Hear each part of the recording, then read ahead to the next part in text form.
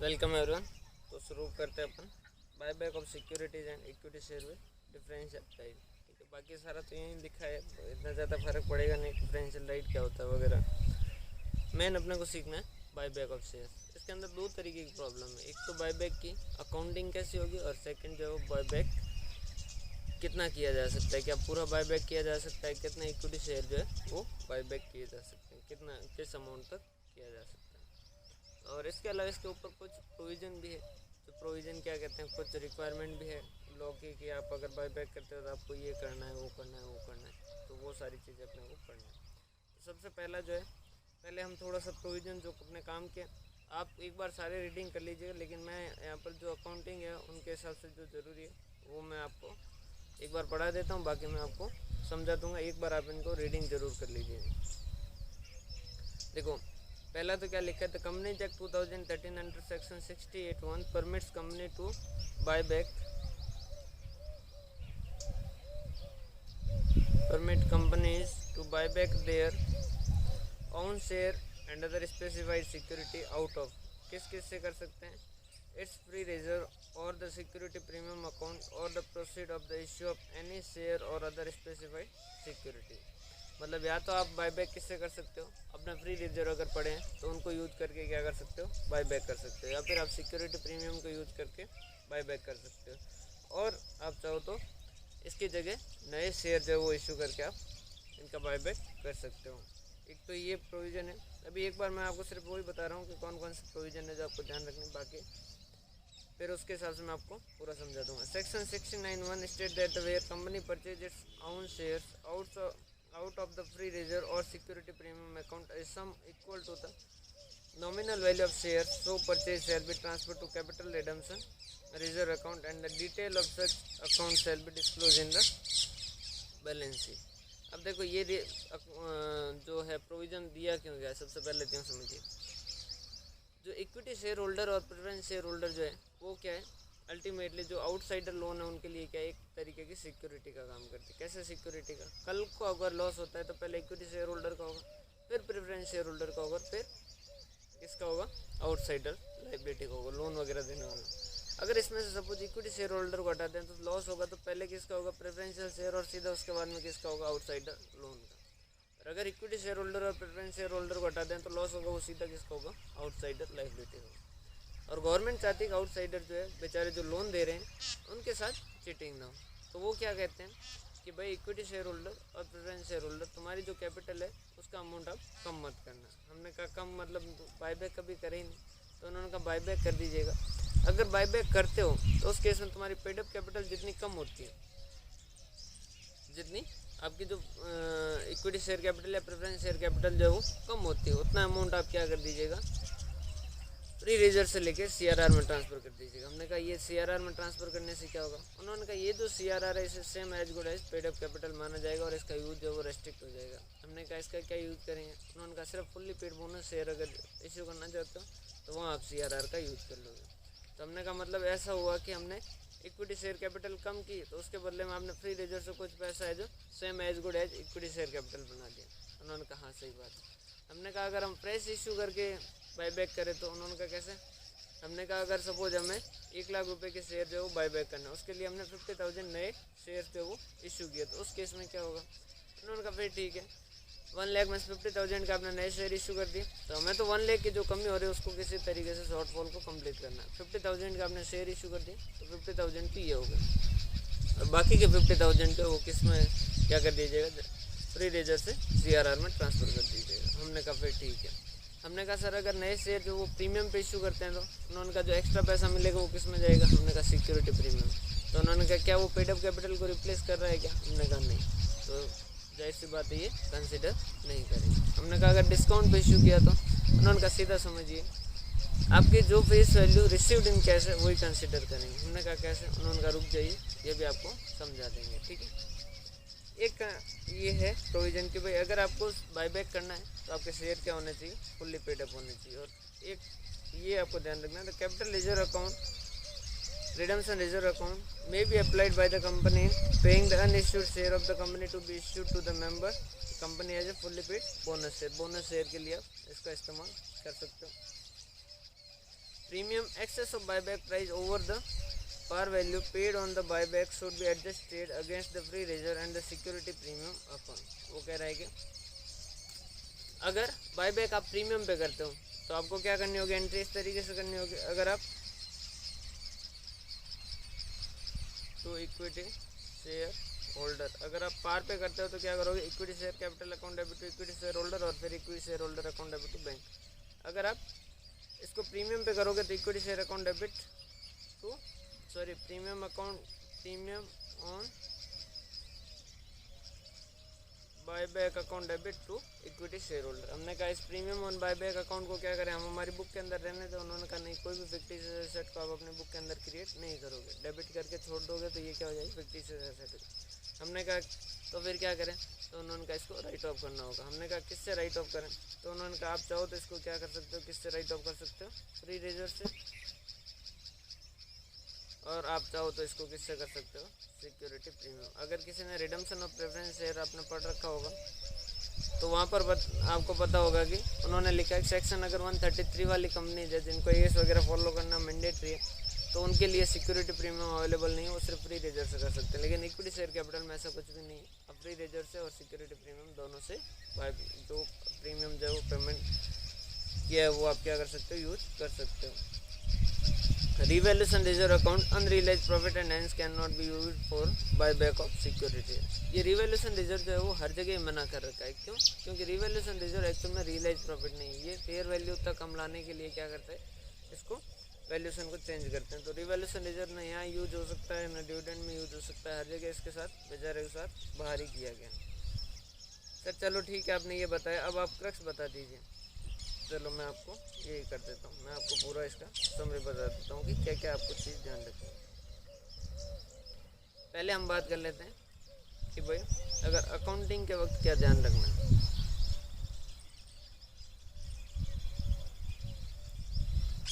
ठीक है, बायबैक करोगे, ठीक है, डिस्काउंट पे करोगे तब तो कोई दिक्कत वाली बात ही नहीं है। ठीक है, और वैसे डिस्काउंट पे बायबैक होगा भी नहीं, कोई भी डिस्काउंट पे बायबैक होना मुश्किल है। ठीक है, तो बायबैक करते हो तो आपके पास फर्स्ट चीज़ आएगी कि सर प्रीमियम का क्या करें।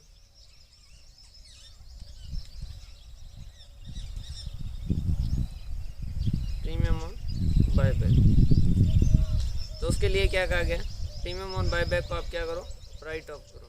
इसको क्या करो, राइट ऑफ करो। किसके जरिए करो, या तो फ्री रेजर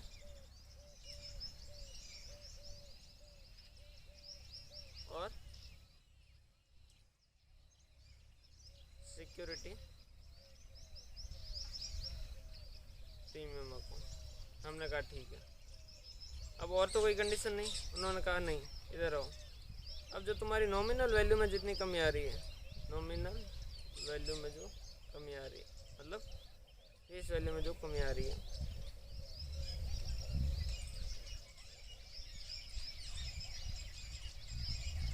फेस वैल्यू कहो या पेड अप कैपिटल कहो, दोनों सेम होंगे क्योंकि फुल्ली पेड ही होंगे। आ रही है, उसको क्या करो, आपको क्या करना होगा, वापस रेक्टिफाई करना होगा। हमने कहा कैसे रेक्टिफाई करना होगा, तो उन्होंने कहा इतना अमाउंट हमें क्या करो, वापस पेड अप कैपिटल में दो। हमने कहा मतलब हमें क्या फ्रेश इश्यू ही करने होंगे, तो उन्होंने कहा कि नहीं, आप चाहो तो उतना क्या कर सकते हो, आपके पास दो ऑप्शन है, या तो क्या कर दीजिए इस अमाउंट के इक्वल, जैसे यहाँ पर जितना भी अमाउंट आता है उसके इक्वल आपको क्या करना होगा, transfer to CRR from free reserve. आप इतना अमाउंट क्या कर दीजिए, CRR में ट्रांसफ़र कर दीजिए फ्री रेजर से। हमने कहा कि अगर ये नहीं चाहे तो उन्होंने कहा आप क्या कर दीजिए, इतने अमाउंट का क्या कर दीजिए,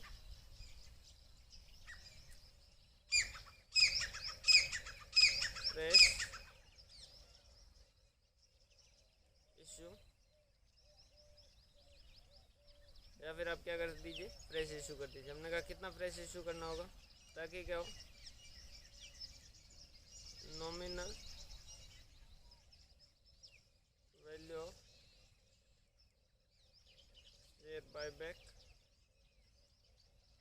किसके बराबर हो जाए,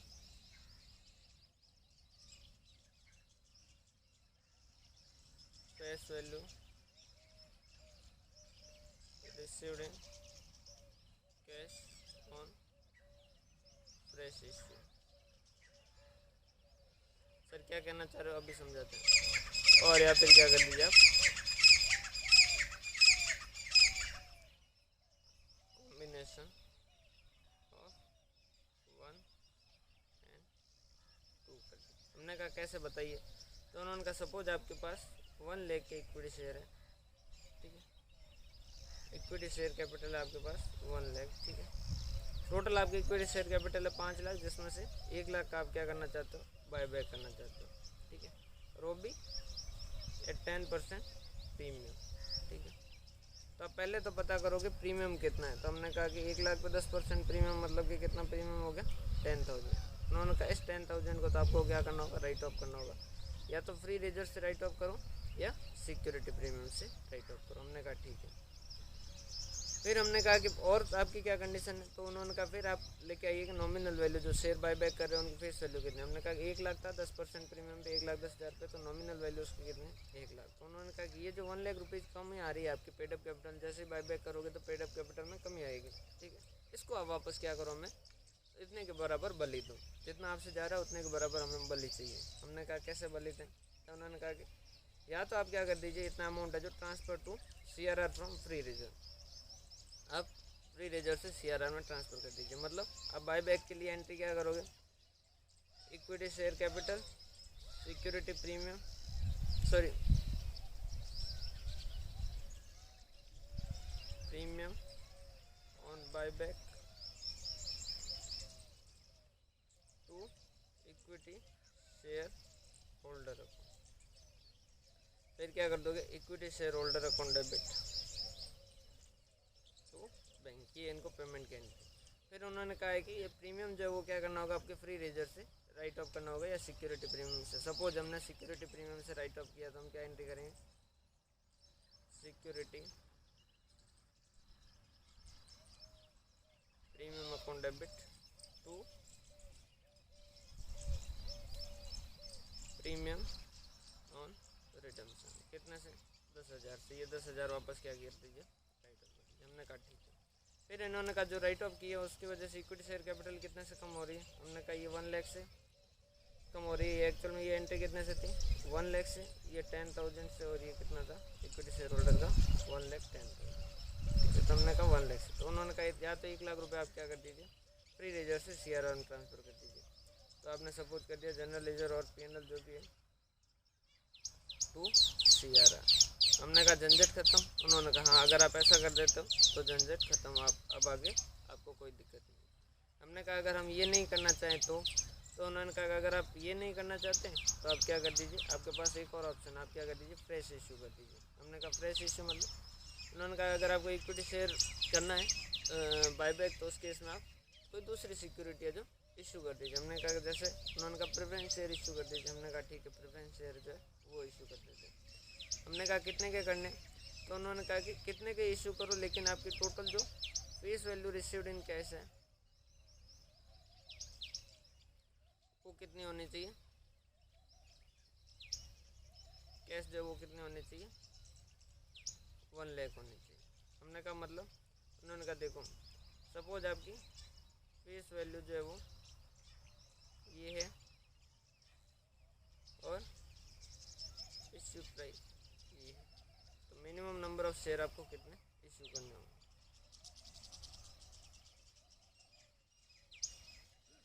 अगर सपोज फेस वैल्यू है 10, ठीक है, और इश्यू प्राइस भी है 10, ठीक है, तो मिनिमम नंबर ऑफ शेयर कितने इशू करने होंगे आपको। फेस वैल्यू रिसीव कितने करनी, 1 लाख, तो 1 लाख डिवाइडेड बाई 10 आपको कितने इशू करने होंगे, मिनिमम नंबर ऑफ शेयर 10,000। हमने कहा ओके साहब समझ आ गया।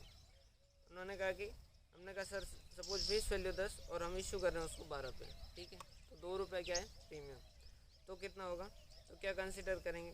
उन्होंने कहा फेस वैल्यू कंसिडर करेंगे। क्यों, क्योंकि यहाँ पर 2 रुपये जो एक्स्ट्रा पैसे मिल रहे हैं वो क्या वो फेस वैल्यू के रिसीव हो रहे हैं क्या, नहीं, ये क्या है हमें क्या देखना, face value received in cash on fresh issue.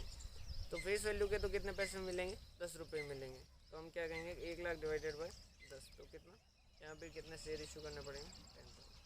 Suppose यहाँ पर फेस वैल्यू होती 10 और इशू करते 9 पे, तो वैसे फेस वैल्यू तो है 10, लेकिन रिसीव इन कैश कितना होता, 9 ही होता। तो हम कितना कंसिडर करेंगे, 9 रुपये। तो 1 लाख डिवाइडेड बाय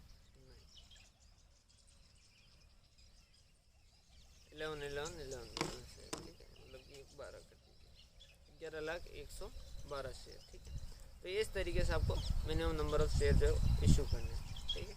क्लियर है, समझ पा रहे हो बात कि भाई minimum face value received in cash को ही आपको कंसिडर करना है। हमने कहा सर हमारे पास ना फ्री रिजर्व इतने हैं कि हम CRR में ट्रांसफ़र करें ना, हम इतने फ्रेश इशू कर सकते हैं। तो उन्होंने कहा कॉम्बिनेशन बना दीजिए। हमने कहा कैसे, कि कुछ पोर्शन क्या कर दीजिए, रिजर्व में ट्रांसफ़र कर दीजिए। हमने कहा जैसे, उन्होंने कहा सपोज 40,000 आप इसमें ट्रांसफ़र कर देते हो CRR में, तो आप 60,000 के फ्रेश इशू कर दीजिए। और अगर CRR में 50,000 ट्रांसफ़र कर देते हो तो फ्रेश इशू 50,000 का कर दीजिए। दोनों का मिला के 1 लाख। हमें तो 1 लाख रुपए जा रहे हैं, तो 1 लाख रुपए की बली चाहिए। किस तरीके से लाते हो वो तुम्हारी इच्छा। क्लियर है। तो ये तो एक हुआ आपका पहला बायबैक से रिलेटेड प्रोविज़न की, बायबैक के वक्त अकाउंटिंग किस तरीके से होगी। बाकी इसके अकाउंटिंग में क्या, और अकाउंटिंग में क्या दिक्कत आएगी, और कोई भी दिक्कत इसके अंदर नहीं है।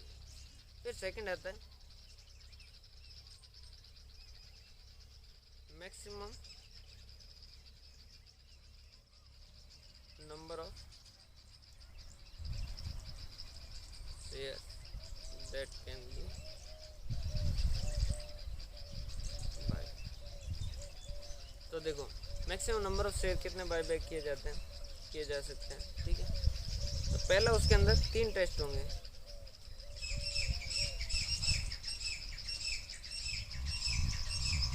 टेस्ट चिड़िया की आवाज़ आ रही होगी आपको। पहला जो है वो share outstanding,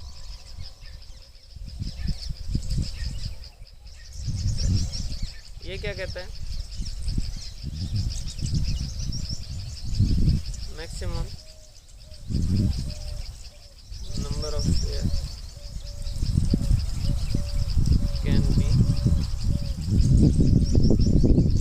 buyback equal to 25% of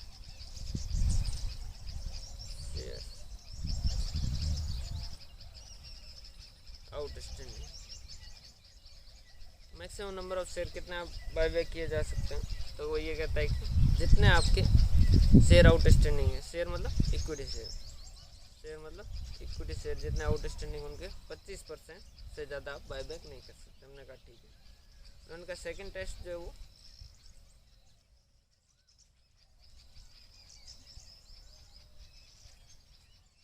resource test. ये क्या कहता है, क्या maximum amount can be use is equal to 25% of equity. और यहाँ इक्विटी की डेफिनेशन क्या है, यहाँ इक्विटी की डेफिनेशन इस तरीके से, paid up capital whether it is equity or whether it is preference plus free ratio. मतलब क्या हुआ, हमने कहा सर इस कंडीशन का मतलब बताइए। तो उन्होंने कहा सपोज आपकी इक्विटी शेयर कैपिटल है 1 लाख, प्रेफरेंस शेयर कैपिटल है 50,000 और फ्री रिजर्व आपके 30,000। तो टोटल आपके कितना हो गए, 1,80,000 की इक्विटी हो जाएगी। उसका 25% आप यूज़ कर सकते हो, मतलब कि 1,80,000 का 25%, मतलब कितना पैसा यूज़ कर सकते हो, 45,000 पैसा यूज़ कर सकते हो। और अगर बायबैक प्राइस सपोज 15 रुपये, तो कितने नंबर ऑफ शेयर, तो divided by 15, maximum number of share कितने, 3,000 शेयर है जो आप बायबैक कर सकते हो। हमने कहा ठीक है।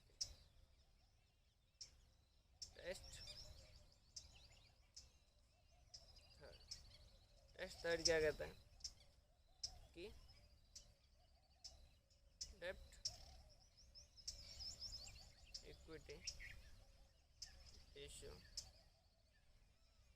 After buyback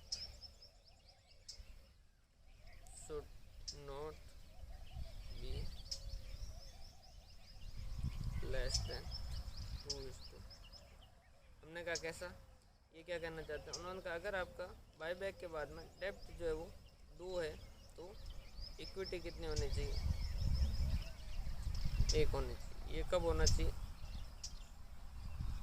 after buyback. हमने कहा अगर डेप्ट 2 है और इक्विटी 0.75 है तो उन्होंने कहा ये नहीं चलेगा। हमने कहा कि ये डेप्ट 2 है और ये 1.25 है तो ये चलेगा। हमने कहा ये 2 है और ये 1 रखे तो उन्होंने कहा चलेगा। कि डेप्ट और इक्विटी कम से कम, इसको यूँ समझ लीजिए, क्यों लिख दीजिए,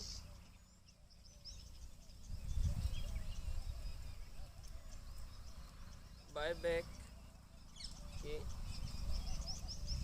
बाद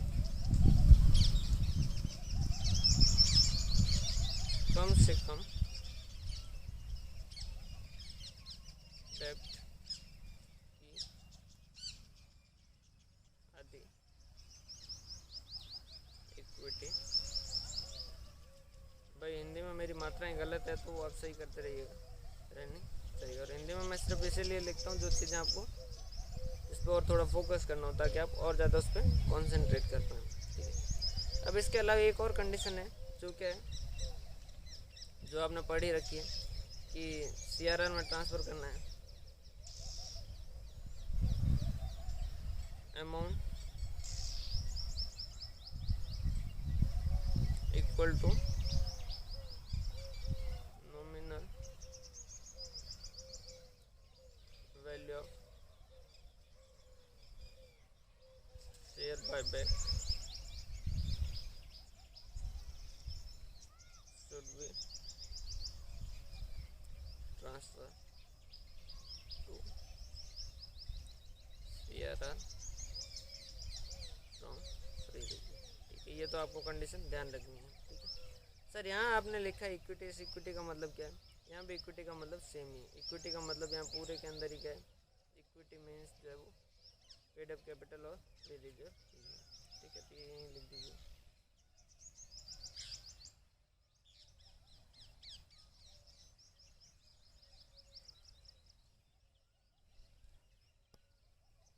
इस पूरे में जब मैक्सिमम नंबर ऑफ शेयर जो है वो पता कर रहे हो तो इक्विटी का मतलब क्या है, equity share capital, preference share capital और फ्री रिजर्व, ठीक है।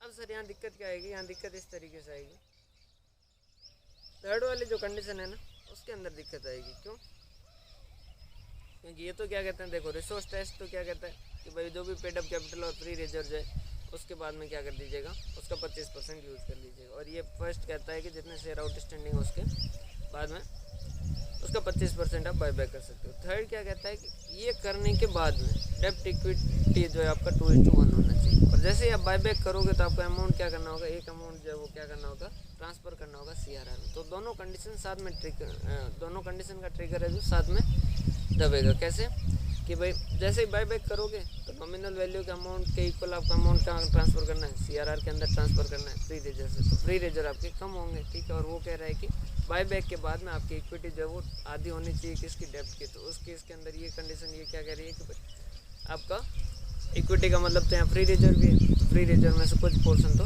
CRR में भी जाएगा। तो डेप्ट इक्विटी और ये वाले जो थर्ड और कंडीशन और ये CRR वाली कंडीशन, उसकी वजह से थोड़ी सी दिक्कत आती है जो हम क्वेश्चन करेंगे तब आपको समझ आ जाएगी, ठीक है। तो क्वेश्चन पे काफ़ी लंबी चौड़ी बैलेंस शीट दे रखी है। The company passes a resolution to buy back 20% of its equity capital at 15 per share. For this purpose it sold investment of 30 lakh और 25 लाख। 30 लाख के इन्वेस्टमेंट 25 पे सेल किया, bank account debit 25 lakh to investment 30 lakh और loss on sale of investment 500। ये entry होगी, ठीक है।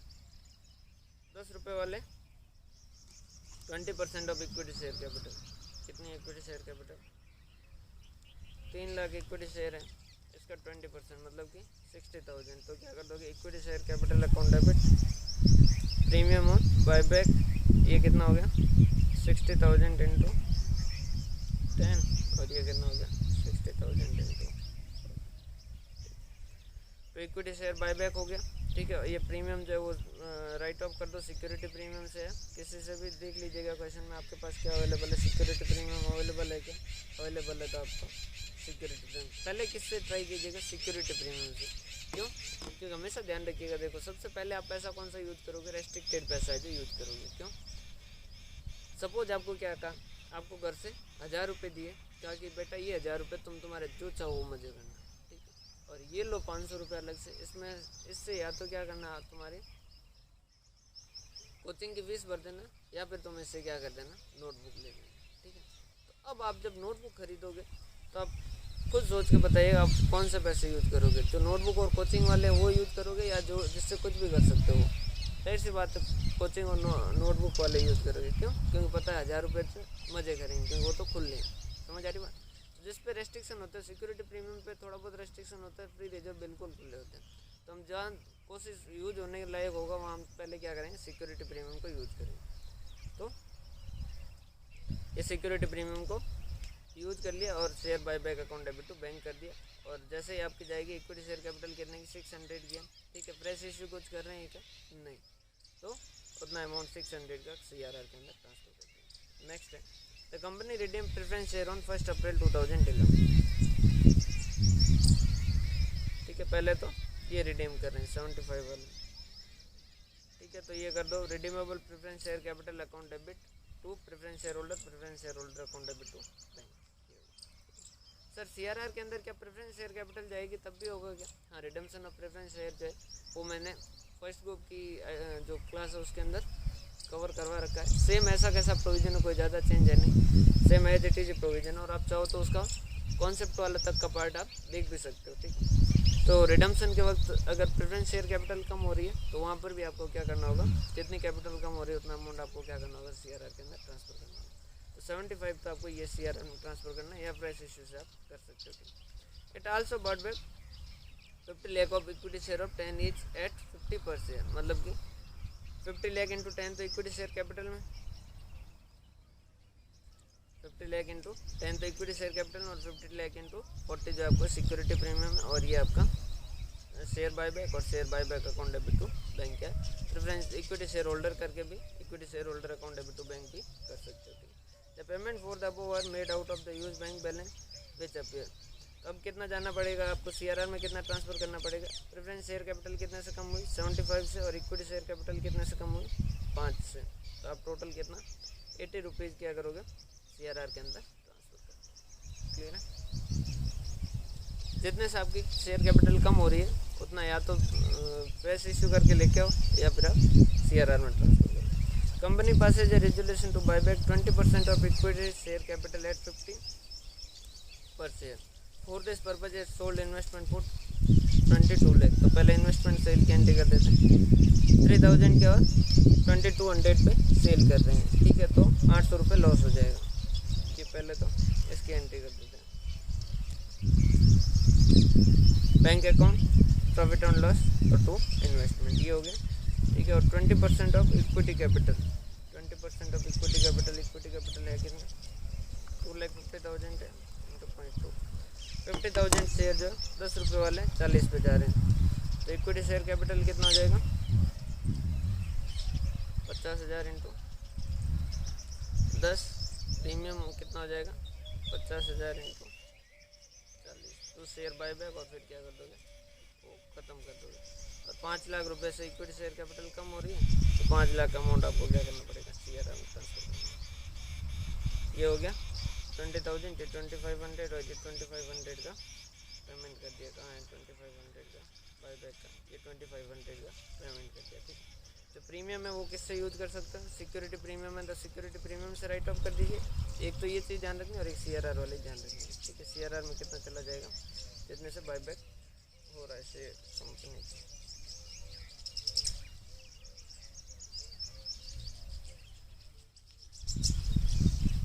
Share buyback कितने से हो रहे हैं,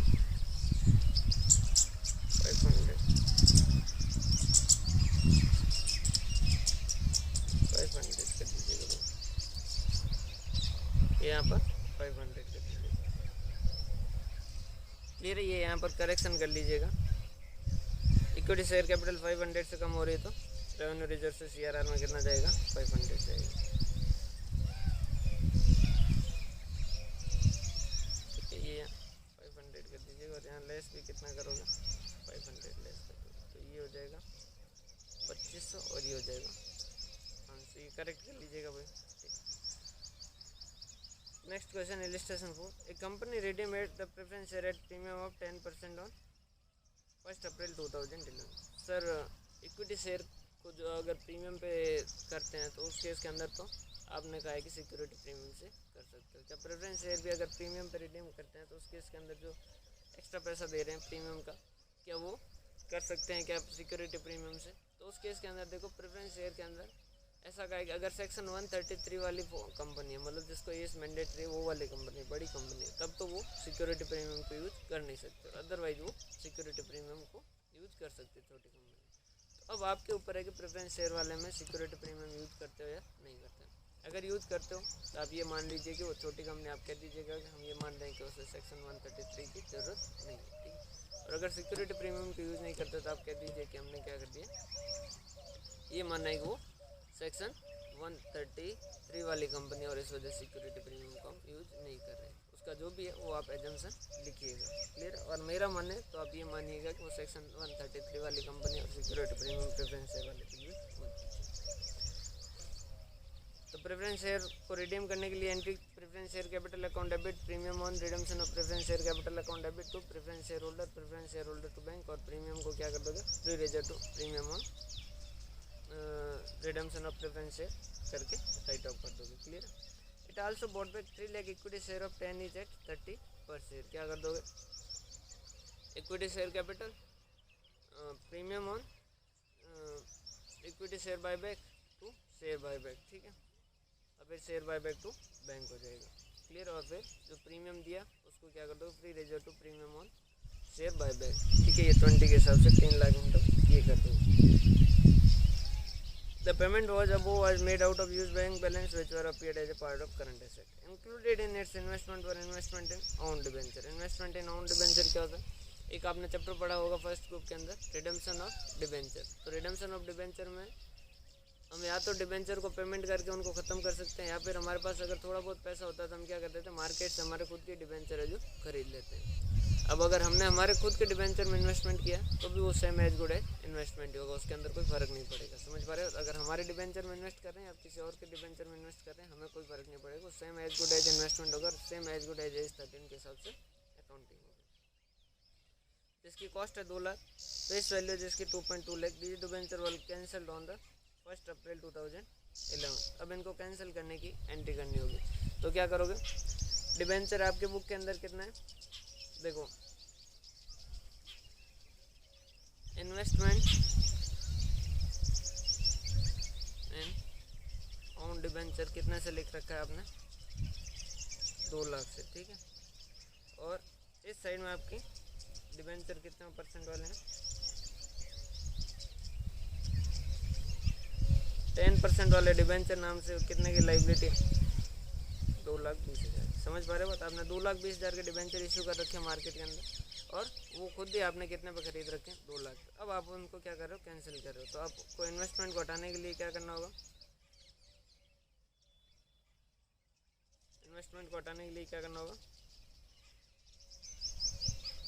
to investment in on debenture कितने से, 2 लाख से. ठीक है. और लाइबिलिटी कितने से जाएगी, 12% डिबेंचर कितने से जाएगी, 2,20,000 से. बाकी का क्या हो जाएगा, तो प्रॉफिट ऑन कैंसिलेशन 20,000 रुपये का प्रॉफिट हो जाएगा. The company had 1 lakh equity share option outstanding on the above mention date to the employ at ₹20 when the market price was ₹30. This was included under current liability. मतलब ESOP जितनी ज़रूरत पड़ेगी उतना ESOP outstanding आपने create कर रखा है. On 1/4/2011 employ exercise their option for 50,000 share. तो 50,000 शेयर के लिए क्या कर दो, bank account debit, ESOP outstanding account debit to equity share capital to security premium. ठीक है. कितना 50,000 इंटू ₹8, तो वो देंगे 20 रुपये. ठीक है. मार्केट प्राइस है 30 रुपये, तो मतलब कि 10 रुपये का ईसॉप आउटस्टैंडिंग, और इक्विटी शेयर कैपिटल में चला जाएगा 50,000 इंटू 10, और सिक्योरिटी प्रीमियम में चला जाएगा 50,000 इंटू 20. अगर नहीं समझ आया तो आप ईसॉप वाला चैप्टर देख लीजिए, सेम है, उसके अंदर कोई दिक्कत वाली बात नहीं. अब टोटल कितनी कैपिटल कम कितनी हो रही है, 12% रिडीमेबल प्रेफरेंस शेयर वाली, ये 20,000 से कम हो रही है, और ये सॉरी 20 से और ये 30 से, तो आपका 50 जो लास्ट के अंदर है वो कहाँ ट्रांसफ़र करना पड़ेगा, CRR के अंदर ट्रांसफ़र करना पड़ेगा। ठीक है ना, ये 50 जो है उन्होंने ट्रांसफ़र कर दिया। ठीक है, प्रीमियम वाले राइट ऑफ कर ही देंगे। ठीक है, तो आपको ध्यान रखना दो चीज़ें, प्रीमियम वाले को राइट ऑफ करना और CRR वाले को ट्रांसफ़र करना। अब ये जो है आपका लास्ट क्वेश्चन इलस्ट्रेशन पे, ये जो है वो किससे रिलेटेड है, ये आपका वो है कि कितने नंबर ऑफ शेयर है जो बायबैक कर सकते हो। थोड़ा ध्यान समझिएगा, है आसान, लेकिन अगर आपने नहीं समझा तो फिर आपको दिक्कत आ जाएगी। और स्टडी मटेरियल ने थोड़ा अलग ही तरीके से कर रखा और हार्ड कर रखा, मैं आपको और ईजी तरीके से करवा दूँगा। Parrot Limited, a non-listed company, has the following capital structure as on 31/3/2011। ठीक है, equity share capital of 10 each जो है वो इन करोड़ है 330। ठीक है, मतलब कि अपन भी इन करोड़ ही कर देते हैं। नंबर ऑफ शेयर कितने हैं, 33 करोड़। ठीक है, जनरल रिजर्व कितना है 240, सिक्योरिटी प्रीमियम 90, पी एंड 90 और इंफ्रास्ट्रक्चर डेवलपमेंट जो है वो रिजर्व कितना है 180। ठीक है, तो ये के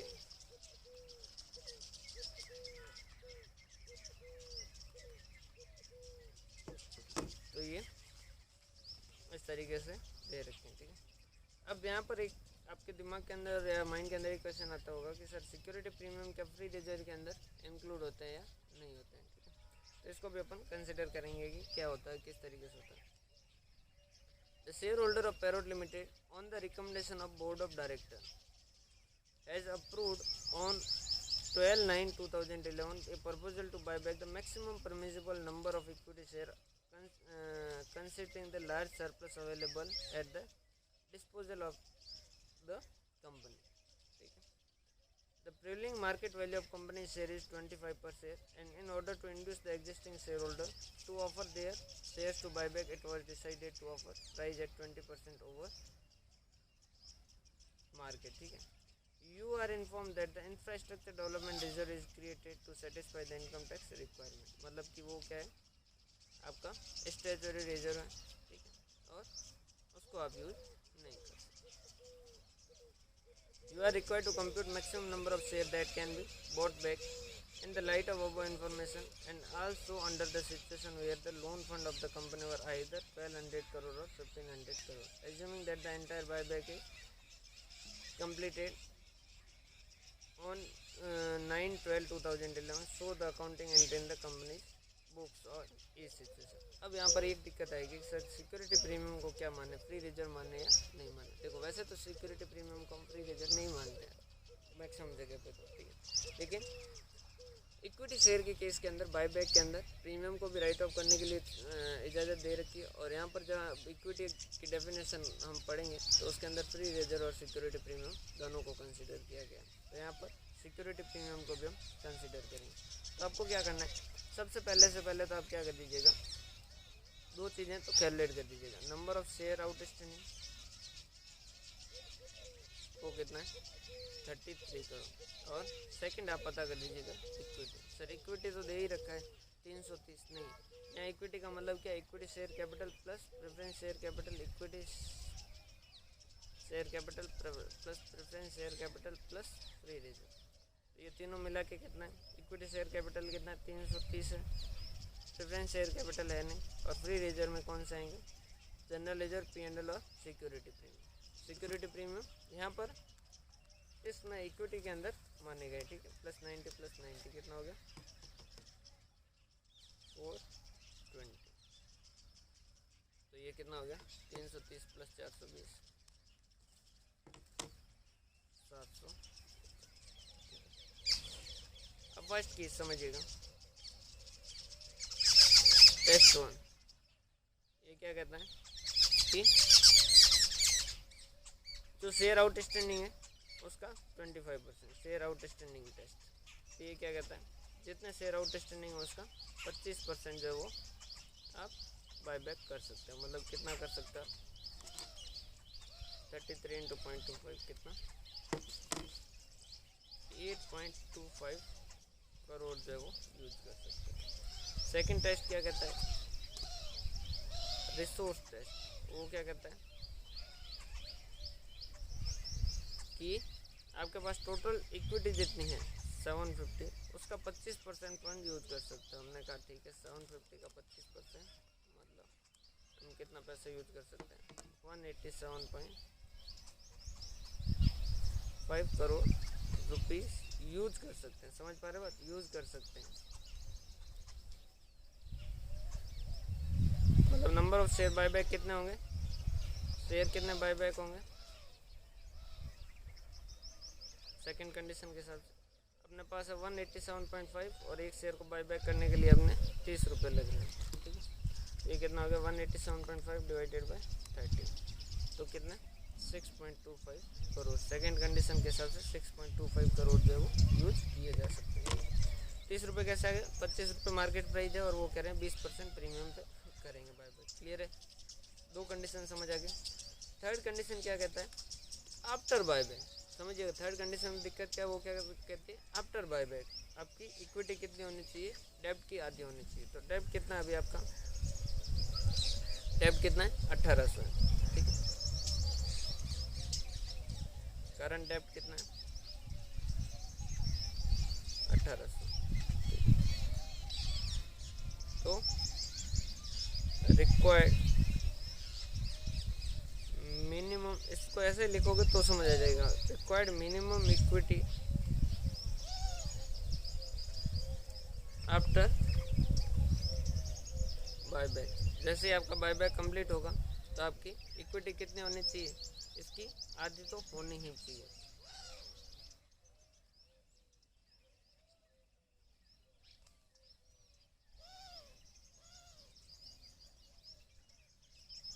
required minimum equity after buyback कितनी होनी चाहिए, जितने आपके डेप्ट है उसका आधा। तो मतलब कि कितना 1800 डिवाइडेड बाई 2 मतलब कि 900।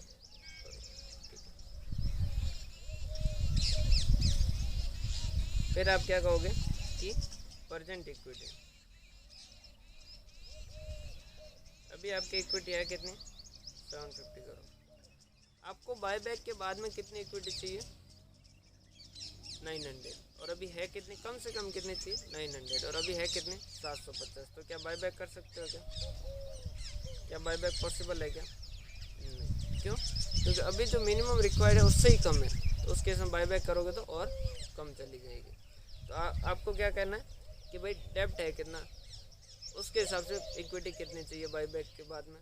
ठीक है, वो पता कर दिया, फिर पता कीजिए प्रेजेंट आपकी जो इक्विटी है वो कितनी है। अगर प्रेजेंट इक्विटी उससे कम है तब तो आप बायबैक कर ही नहीं सकते। अब प्रेजेंट इक्विटी अगर उससे ज़्यादा हो तो फिर अलग बात है। तो फर्स्ट केस के अंदर इस क्वेश्चन का आंसर तो होगा बायबैक नहीं है। लेकिन उन्होंने फिर कहा कि आपको ये भी बताना है कि अगर आपकी लोन जो 1500 करोड़ होता और 1200 करोड़ होता। अब अगर 1500 करोड़ होता तो उस केस में क्या कहते हैं, ठीक है, डेब्ट कितना होता 1500। ठीक है, तो आप क्या कहते हैं minimum equity required after buyback कितना 750। ठीक है, 1500 का आधा चाहिए। ठीक है, और प्रेजेंट इक्विटी कितना है 750। अब 750 है और कम से कम चाहिए 750, तो कुछ बायबैक और कर सकते हो क्या, नहीं, क्योंकि तो 1 रुपये का भी बायबैक किया तो वो प्रेजेंट मिनिमम रिक्वायर्ड से कम हो जाएगा। सेकंड कंडीशन में भी, इस 1500 वाली कंडीशन में भी बायबैक जो है वो पॉसिबल है क्या, नहीं, बायबैक पॉसिबल नहीं है। अब थर्ड वाली कंडीशन, ये बहुत ध्यान से समझिएगा, अगर ये समझ आ गया तो आपको ये पूरा चैप्टर समझ आ जाएगा। डेप्ट अगर सपोज वो कह रहा है कि 1200 होता, तो उस केस के अंदर मिनिमम इक्विटी कितनी रिक्वायर्ड होती, minimum equity required after buyback 1200 का आता कितना 600 की इक्विटी कम से कम चाहिए। क्लियर है, प्रेजेंट इक्विटी कितनी है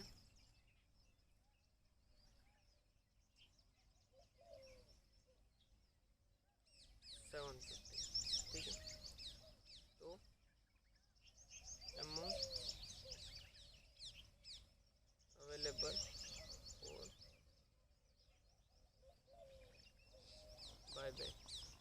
कम से कम कितनी होनी चाहिए, 600 होनी चाहिए, और अभी है कितनी, 750। मतलब हमारे पास क्या है, 150 करोड़ ज़्यादा है। मतलब हम क्या कर सकते हैं, 150 करोड़ है जो बाईबैक के लिए यूज कर सकते हैं। यहाँ पर ध्यान समझिएगा। अब आपका शेयर जो वो बाईबैक कितने पे हो रहा है, बाईबैक कितने पे हो रहा है, 30 पे, और उसकी फेस वैल्यू कितनी है। अब आप सपोज आपने क्या कर दिया, पूरा का पूरा 150 रुपये जो बाईबैक के लिए यूज कर दिया, ठीक है। तो फिर आपको क्या करना होगा, amount equal to share buyback, उनकी जो फेस वैल्यू नॉमिनल वैल्यू जो शेयर बाईबैक की उतना अमाउंट आपको क्या करना होगा, फ्री रिजर्व से सीआरआर में ट्रांसफ़र करना होगा। अगर सपोज आपने क्या किया, पूरा का पूरा 150 करोड़ रुपीज़ से आपने बाईबैक कर दिया, मतलब कितने number of share, 150 divided by 30, आपने क्या कर दिया, 5 करोड़ नंबर ऑफ शेयर जो वो बाईबैक कर दिया। तो आपने पूरा का पूरा 150 करोड़ है जो वो तो क्या कर लिया, यूज कर लिया बाईबैक के लिए। समझ आ रही बात, ठीक है। ये कंप्लीट हो गया। अब आपके रिजर्व एंड सरप्लस जो वो क्या हो जाएंगे, 150 करोड़ से कम हो जाएंगे, ठीक है। मतलब अब आपके रिजर्व एंड सरप्लस कितने बचेंगे, 600 बचेंगे। लेकिन आपको साथ ही साथ एक कंडीशन और ध्यान रखना होगा कि भाई जैसे ही बाईबैक होगा तो अमाउंट जितने का आपने रिडम्पशन किया उतना अमाउंट आप, उसकी जो फेस वैल्यू उतना अमाउंट आपको क्या करना होगा, सीआरआर में ट्रांसफ़र करना होगा। तो सीआरआर में कितना करना होगा, 5 करोड़ इंटू 10, तो टोटल 50। तो आपका सीआरआर में कितना चला जाएगा, 50, और बाईबैक में कितना यूज हो जाएगा, 150। तो आपकी टोटल जो बचेगी इक्विटी वो कितनी बचेगी, 750 में से 50 ये गए और 150 ये गए, कितने, 550। तो आपकी कंडीशन क्या हो जाएगी, डिससेटिस्फाई हो जाएगी, क्योंकि कंडीशन तो कह रही थी कम से कम कितना रहना चाहिए, 600 रहना चाहिए। मतलब ये है कि आपको इसी 150 करोड़ में से क्या करना है, सीआरआर में भी ट्रांसफ़र करना है, और इसी 150 में से आपको क्या करना है, बाईबैक भी। अब क्वेश्चन ने जो स्टडी मटेरियल ने किया वो क्या किया, उसने इक्वेशन बनाई। आपको इक्वेशन बनाने की ज़रूरत नहीं, आपको सीधा पता है कि सीआरआर में कितना ट्रांसफ़र होगा, जितनी उसकी फेस वैल्यू होगी। हमने कहा कि कितनी है, 10 रुपये।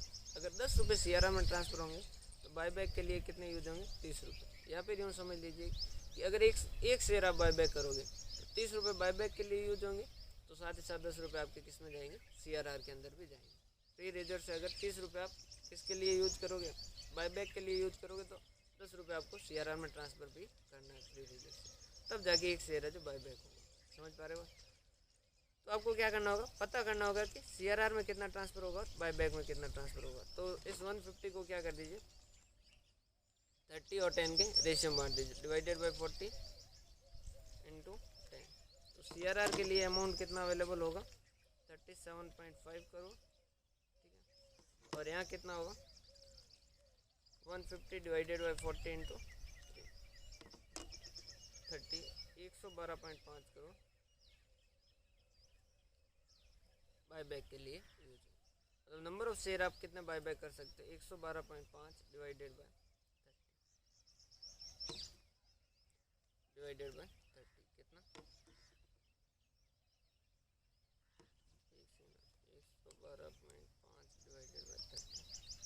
3.75 करोड़ जो है वो शेयर बाईबैक कर सकते हैं। अब चेक कर लेते हैं कि अगर 3.75 करोड़ जो वो बाईबैक करते हैं तो कंडीशन सेटिस्फाई होती है या नहीं होती। अगर 3.75 करोड़ अगर हम बाईबैक करेंगे तो उस केस के अंदर हमें क्या करना होगा, इक्विटी शेयर कैपिटल, ठीक है, प्रीमियम बाईबैक, ठीक है, टू शेयर बाईबैक की जगह सीधा बैंक लिख रहा हूँ, ठीक है, to bank. Equity share capital कितने से कम करनी होगी, 3.75 करोड़ के लिए 3.75 इंटू 10 कितना, 37.5 जो है वो यहाँ पर यूज कर देंगे, ठीक है।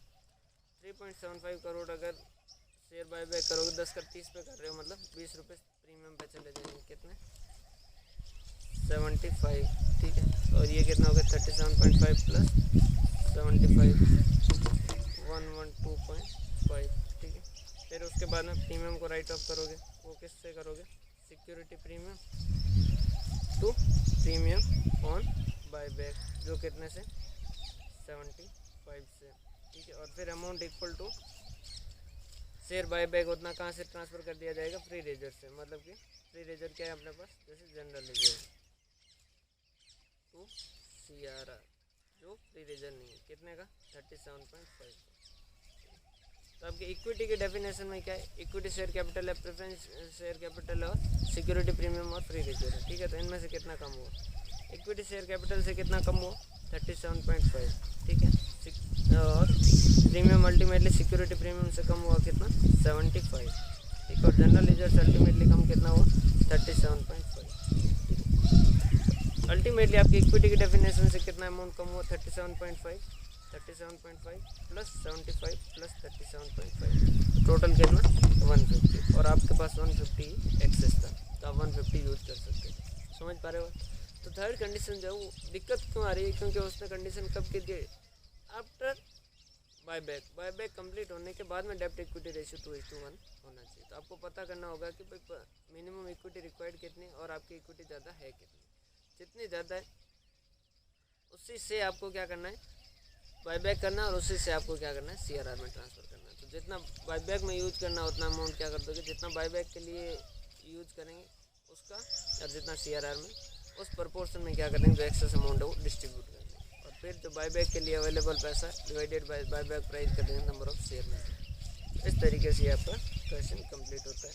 ठीक, इन्होंने ये इक्वेशन बनाने की ज़रूरत नहीं है, आप इसको सीधा ही कर सकते हो। ठीक है, आगे इसके जो है वो थ्योरी है, और आप खुद देख लीजिएगा, ज़्यादा कोई दिक्कत वाली बात नहीं। इस तरीके से आपका ये बायबैक चैप्टर जो कंप्लीट होता है। बहुत बहुत धन्यवाद। अगर आपको क्लासेज अच्छी लग रही है तो शेयर ज़रूर कीजिएगा।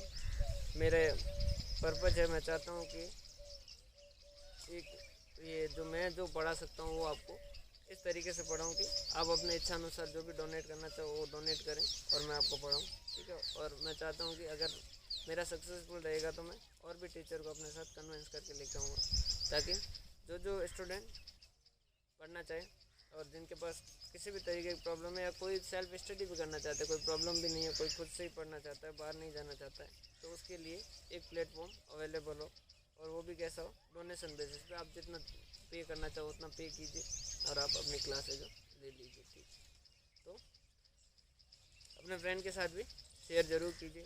बहुत बहुत धन्यवाद। इससे क्या हो जाएगा, आपको भी वो पेन ड्राइव की क्लासेज वगैरह से जो एक एजुकेशन जो है वो उसके लिए पेमेंट जो है वो आप मेरे हिसाब से स्टूडेंट की इच्छा के अनुसार होना चाहिए, वो जितना देना चाहिए उतना दें। ठीक है, तो वो पेन ड्राइव जैसे 15,000 फिक्स है कि आपको देना ही पड़ेगा, वैसी वाली सिचुएशन नहीं रहे, आप जितना देना चाहो उतना दें। ठीक है, और इस तरीके से अगर ये सही रहता है तो मैं आगे और भी टीचर के साथ करूँगा, कांटेक्ट करूँगा, जो मेरे साथ आना चाहेंगे उनको। बहुत बहुत धन्यवाद, और चैनल को सब्सक्राइब करें और शेयर करें। बहुत बहुत धन्यवाद।